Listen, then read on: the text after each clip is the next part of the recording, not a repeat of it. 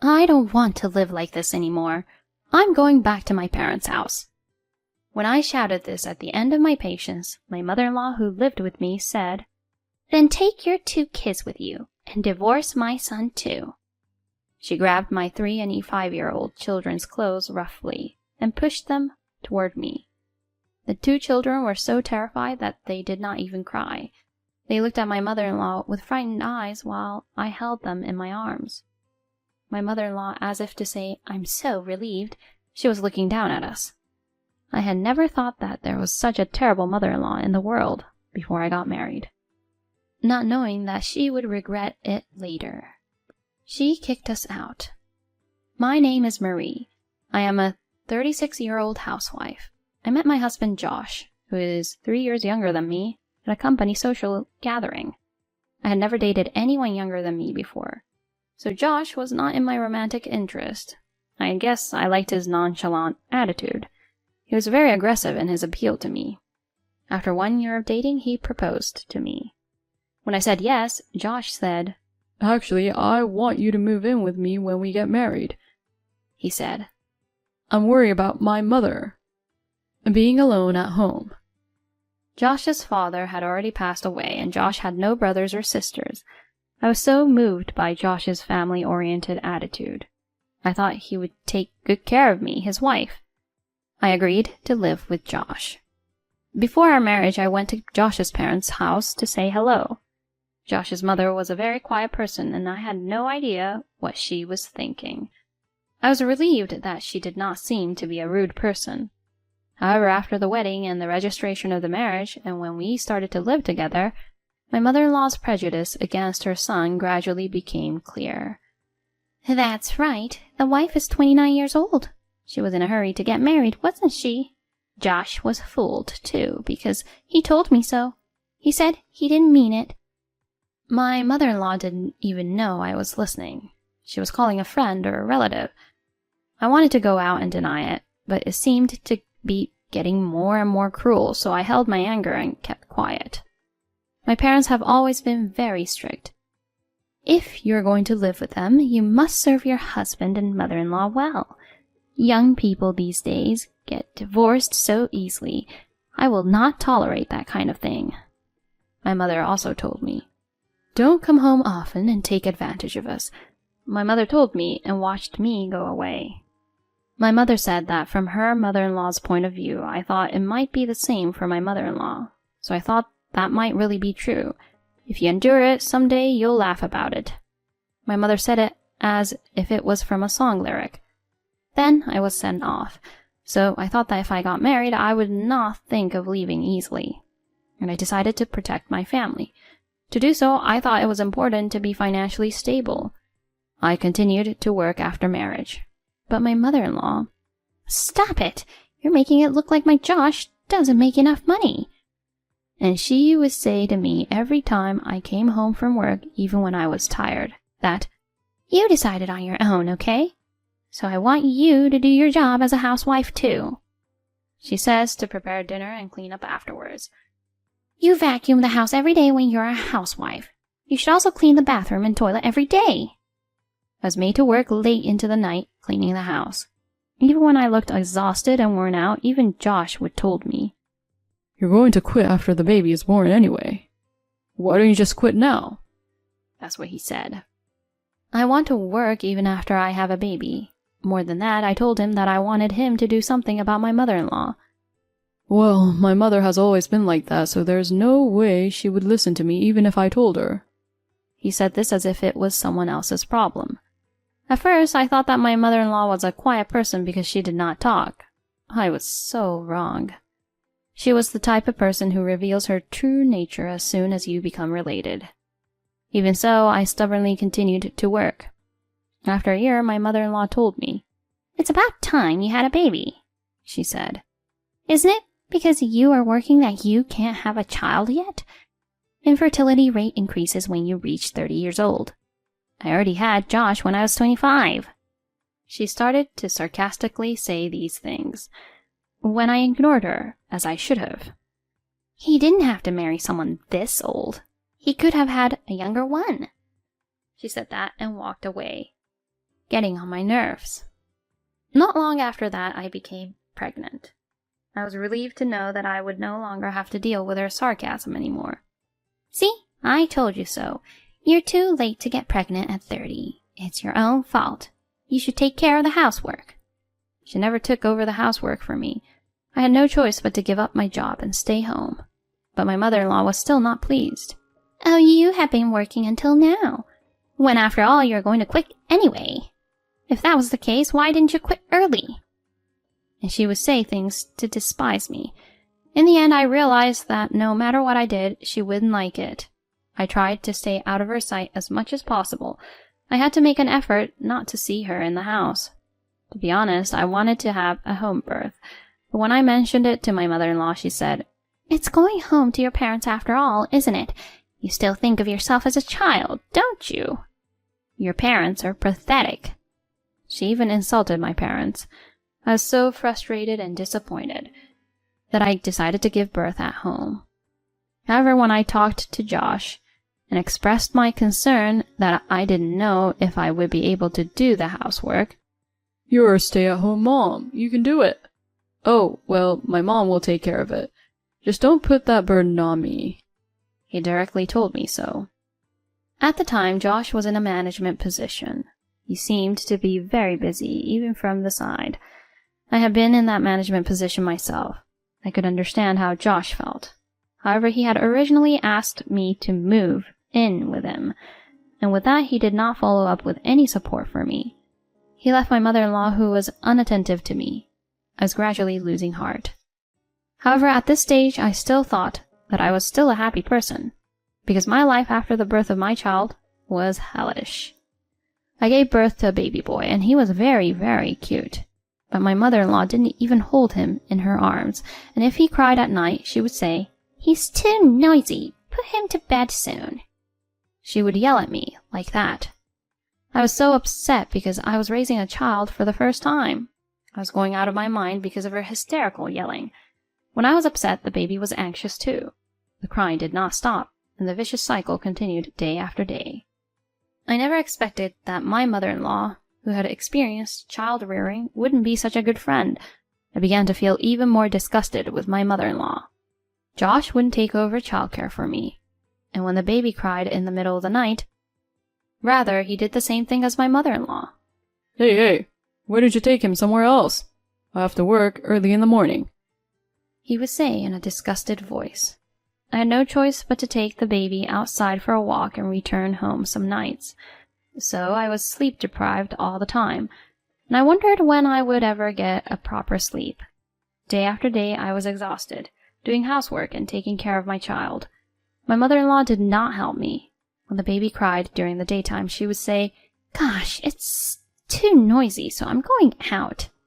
So she started to go out.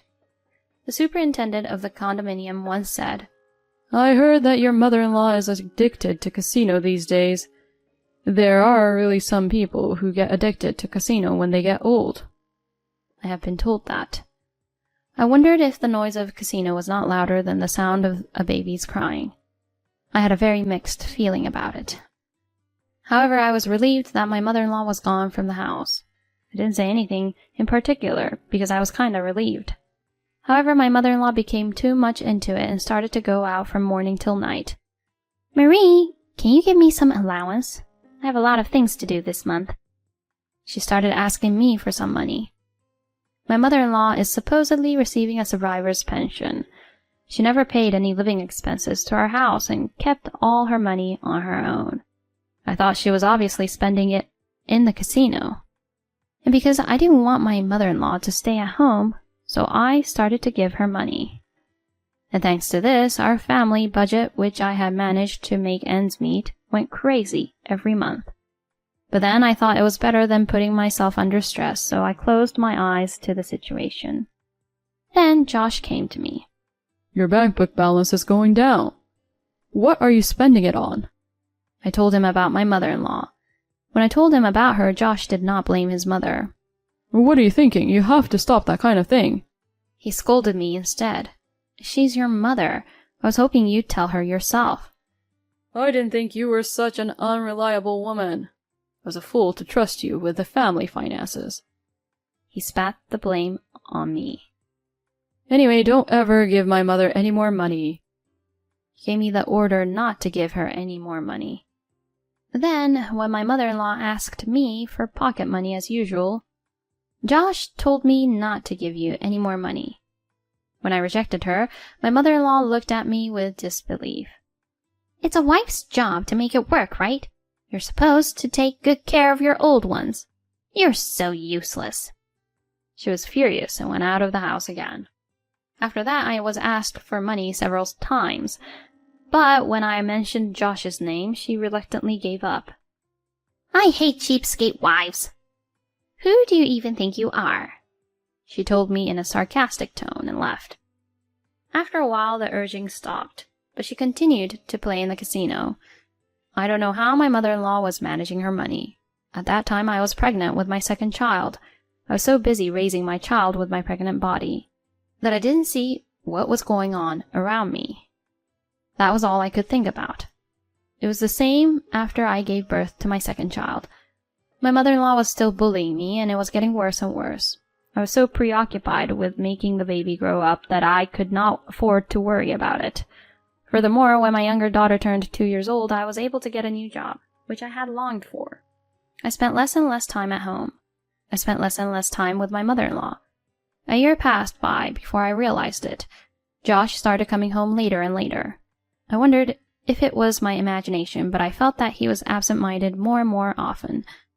My younger son, now 3 years old, began to take to his father. Whenever he tried to go out alone on his days off, I want to go with you. No amount of coaxing by me would stop him. I asked Josh if he could take his son with him. I pleaded. No, it's not a place for children. And then, with an unclear attitude, he goes off, on his own, to escape. When my daughter, who was sad, persistently made a fuss, my mother-in-law, who was at home, said to her, Shut up! Make her be quiet! She scolded them hysterically.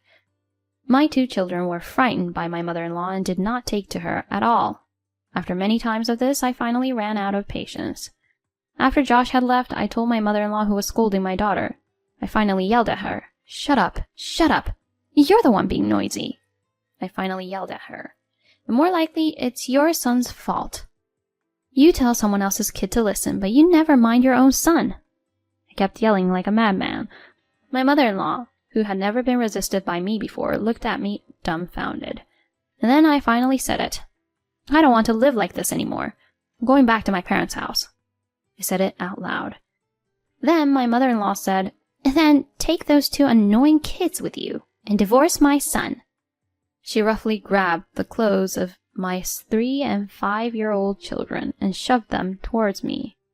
She then produced the divorce papers with Josh's name on them, which I don't know where she got them from.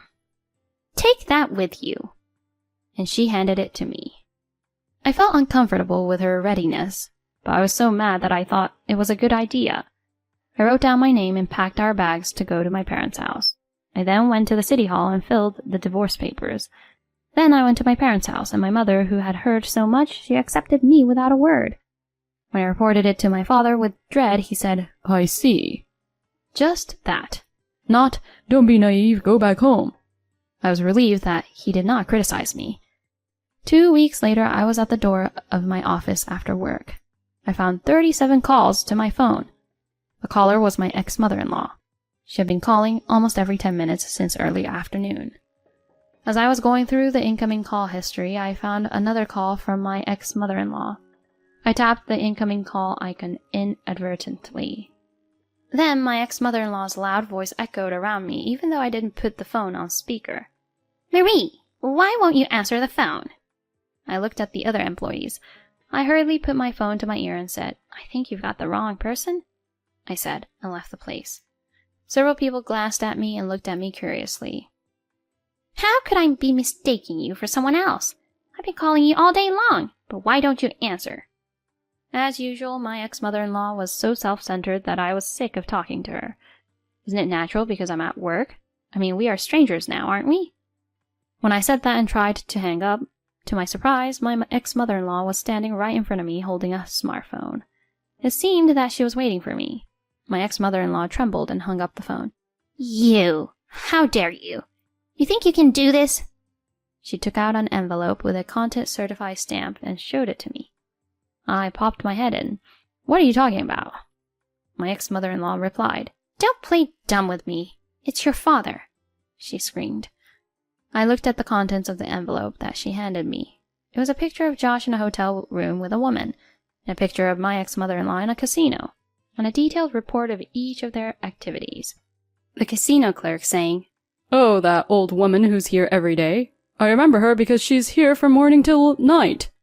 She always gets mad when she loses. She's always losing money and getting mad, and there was also a letter testifying. And then, unexpectedly, there was a picture of my ex-mother-in-law receiving something that looked like money from Josh's cheating partner. It seemed that my father, who was the head of the credit agency, had been conducting his own investigation from the time when he became suspicious. At the bottom of that, in my father's own handwriting, I will never forget the fact that you people hurt my daughter, so be prepared. That was written. My father was angry. I was so moved to know that. In fact, I had been avoiding my father ever since I returned home. I was ashamed that I had come back to my father's house even though he had told me not to come back, so my father did not take the opportunity to talk to me. He must have sent the material to Josh and my ex-mother-in-law. I once again found the courage to fight, and when I glared at my ex-mother-in-law, who was very mad, I said, What on earth did you receive from your cheating son's partner? I asked her. My ex-mother-in-law looked away. That's not important. More than that, tell your father. Tell him to destroy this document, she shouted in an obviously suspicious manner. My ex-mother-in-law, who has been playing in the casino from morning till night and keeps losing money. She must have no income other than the survivor's pension. Well, it seems that your son's cheating partner's name and address are all in here. All I have to do is ask her myself. As I said this while looking at the documents, my ex-mother-in-law started shaking and trembling. Oh, please, don't do that. You've already separated, so it's none of your business. Please, please, please. She bowed her head vigorously. I could feel the stares all around me. Anyway, I'll look into it some more. If you keep following me, I'll call security. I implored her to leave. My ex-mother-in-law bit her lip and left, quietly. I hurried back to my parents' house and jumped on my father's back, who was reading the newspaper in the living room. Dad, I'm sorry. And thank you. Then I suddenly lost my mind and started to cry like a child. My dad said, Oh. Then he patted me on the back as I sobbed. I will take care of them. You don't have to do anything. He patted me gently on the head. I'm sorry you had to endure so much. And I just nodded quietly. I couldn't stop crying, and before I knew it, I fell asleep. I think I must have been tired after a long, long time. The kids seemed to be watched by my mother. When I woke up, it was morning and I was on the couch with a blanket over me. Later, Josh's affair partner told me that she wanted to marry Josh. She gave the money to my casino-crazed ex-mother-in-law to bully me. She had asked her to get rid of his son's wife and children. If the affair was found out, she would only be charged alimony and might not be able to get married. My ex-mother-in-law was more grateful of a daughter-in-law who's giving her allowance. She may have also thought that she would not have to take care of her grandchildren. After that, Josh and his cheating partner remarried. The ex-mother-in-law was not what she thought she would be, and her new daughter-in-law started to bully her.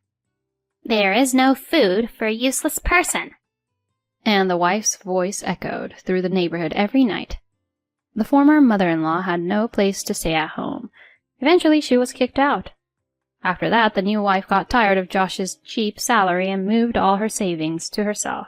She sold the family home and ran away and disappeared. Josh was lonely and looked for his mother. She was housed in a facility for elderly people with no relatives, and she had a hard time there. And as soon as she met Josh, she was like, "Oh my God!" She ran away screaming like that. "I don't want to go home! I don't want to go home! The devil is here!" She was clinging to a pillar, and he had a very hard time pulling her off. It was horrible to imagine how much his new wife had tormented her. I also felt that the resentment she must have felt toward his son, who have left her alone. She had lived her life according to my own desires, and having to pay the price of being bullied and tormented. I am so glad that I did not stay with Josh, who ignored my family. In the end, Josh rented a shabby apartment with what little money he had and started living alone. After work, he went to his night job and worked on weekends as well. He's managing to make ends meet while paying his alimony and child support. I can only say that he deserves what he gets. As for me, I am able to work hard at my company thanks to the cooperation of my parents in raising my children. Recently, I have been entrusted with important work. My children are also with my parents. They are very attached to them, especially my grandfather's lap, which was very popular, and we were always fighting over it. My father and mother were very strict with me, but when it came to their grandchildren, they seemed to have no pain in their eyes and loved them like crazy, unlike with me back then. But when I see my parents looking so happy, I am glad I became a mother. I feel happy to be a mother and to have been able to show filial piety to my parents. I forget the hellish day and will live happily.